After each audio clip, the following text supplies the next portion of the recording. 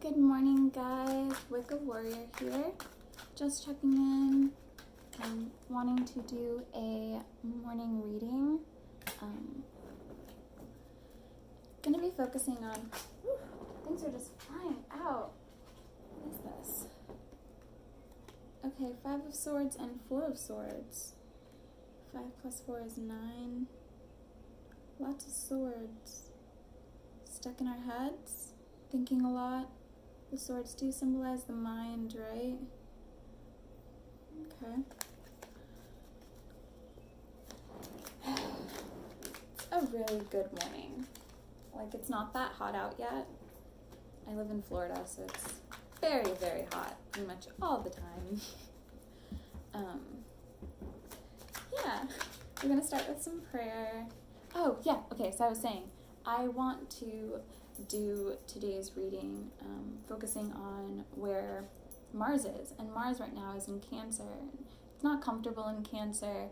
This is going to cause us to get angry. This is going to cause us to dig deep into our past, into our mother traumas and our family and our childhood, and we're not going to like that. We're gonna fight that.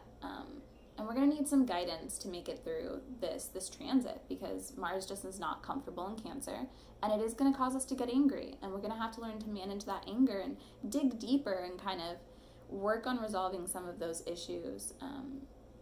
Yeah, so let's do a reading. We're going to, again, pray first. Some quick deep breaths.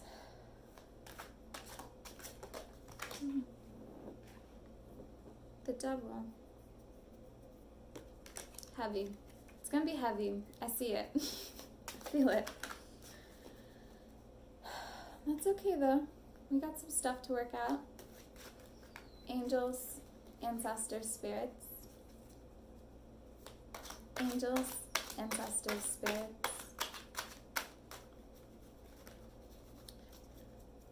Thank you for all that you do. Thank you for your guidance and your love. The Hanged Man. I actually got this card in my personal reading today, upright as well, and it was a really good feeling. She's tangled in all these cords, and usually she's hanging upside down, but upright, it feels like she's able to get out of that situation that she's in. She's able to unwrap herself, untangle herself. So that's a good sign, I feel like. We're going to keep going. We're going to make it through prayer. I'll stop shuffling. Angels, ancestors, spirits, thank you for all that you do. Thank you for your love and your guidance.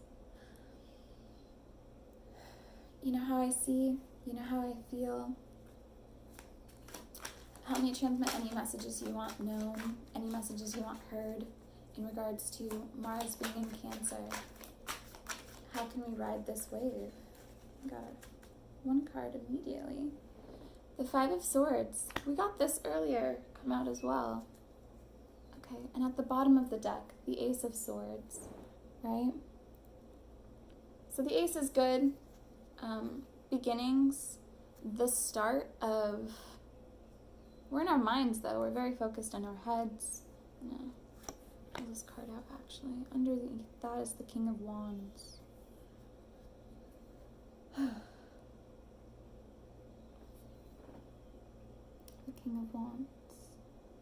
We're going to keep digging. I feel like there's more. But we are very... I was thinking this reading would be more cups, because Mars and Cancer... very emotional. Swords do make me think that this is going to be, it's going to be a mental battle, right? We're going to be digging internally, digging with a lot of, past memories. We are definitely going to be dealing with our childhood and our mother and angels, ancestors, spirits. Can you clarify on these 2 cards? Angels, ancestors, spirits. Provide us with a little guidance and a little clarity with Mars in Cancer.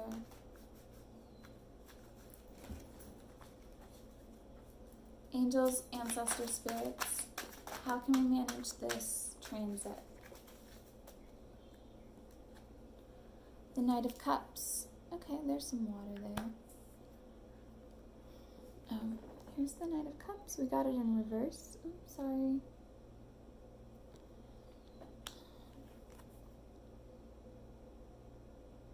He's looking back. Ooh, he's toasting as he's looking back. Like, I did that. His cup is full. I did that. And the horse is headed somewhere new. Okay. So we're going to be digging deep emotionally, looking at the past so that we can, get our cup full. We have to work through whatever we're feeling, all that anger that we're going to be feeling, or all that resentment towards our past, or things that we're holding on to that we shouldn't be holding on to. We're going to have to work through that, right? So that we can get to that cheering moment, that toasting moment. Like, yeah, I did that. I worked through my trauma. Angels, ancestor spirits. Angels, ancestor spirits. How can we work through this? Provide us with clarity on how we can. We got the Ten of Cups, right? Ten of Cups. Family. You have the mom, the dad, the two kids. Very loving. Everyone seems very happy. And then you have the cups floating above them. And all the cups are empty. Okay. I need some more clarity on that. I feel like that's...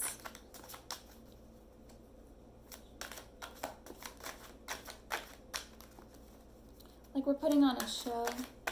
Like your family or our family is like to pretend everything's okay. Ignoring the things that, ignoring all the empty cups in the room. All the things that drain us. We got two cards, actually. We got the Two of Cups in reverse and the Seven of Pentacles. We got these in my last reading that I did, the last video I did. Both together as well, which makes me think that we're still working through that energy. We're still having to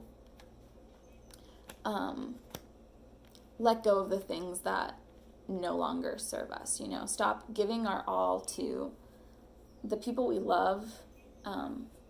Now's the time to start focusing on us, and like working through all the feelings that we have and all the, again, like I feel like resentment. I'm getting a lot of resentment. Like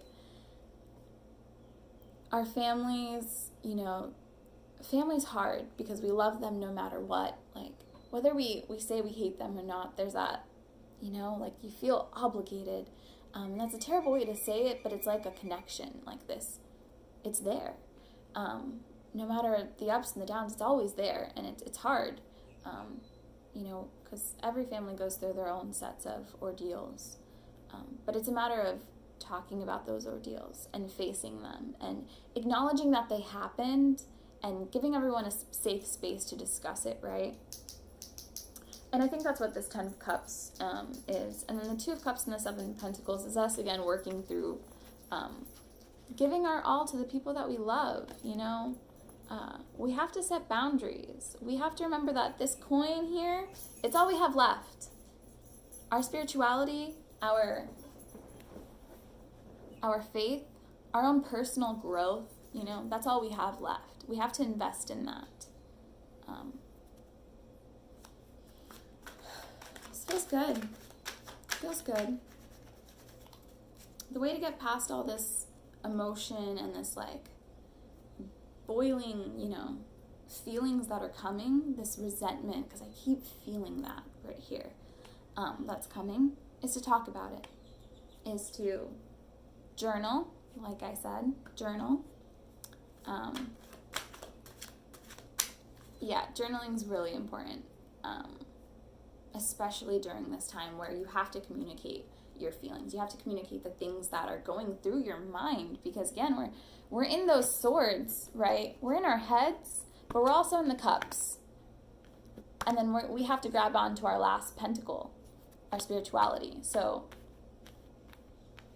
to get out of our minds and to get out of that harsh, intense resentment that we have towards the people we love or our past traumas or even just our past in general, we have to discuss it, we have to accept it, and then we have to let it go. And journaling is a good place to start with that.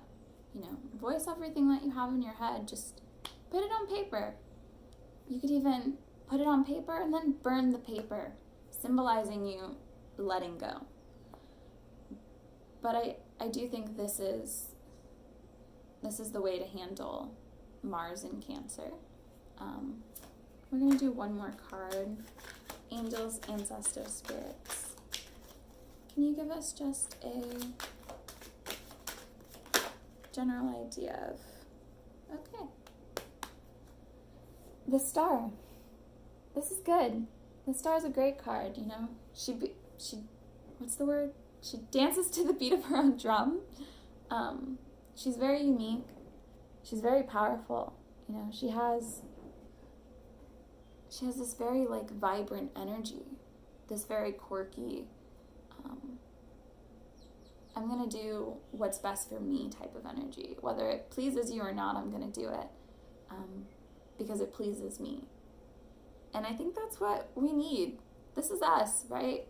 We need to be this person. We need to be open and accepting and understanding and, you know, be ourselves. Accept everything that's happened to us and just accept who we are because of it.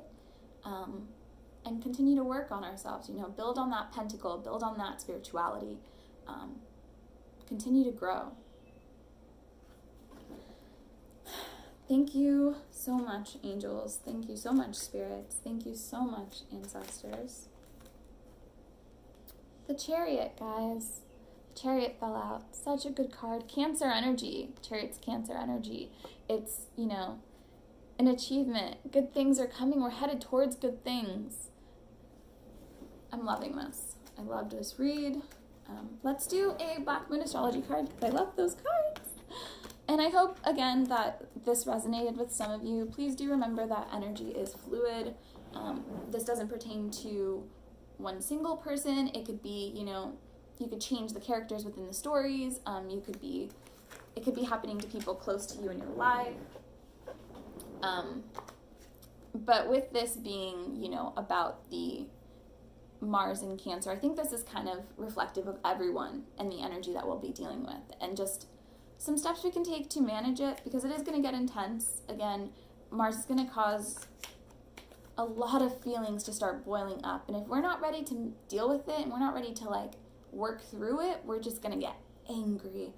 And it's going to be intense, especially because I believe in like mid-June, the North Node will be in Cancer, as well as Mercury, and they'll all be conjunct. And then we'll have, is it Uranus and Pluto in retrograding Capricorn? And that's just going to be like this big, tense moment, right? And then the South Node in Capricorn as well. I just feel like this summer, emotionally, it's going to get high, you know?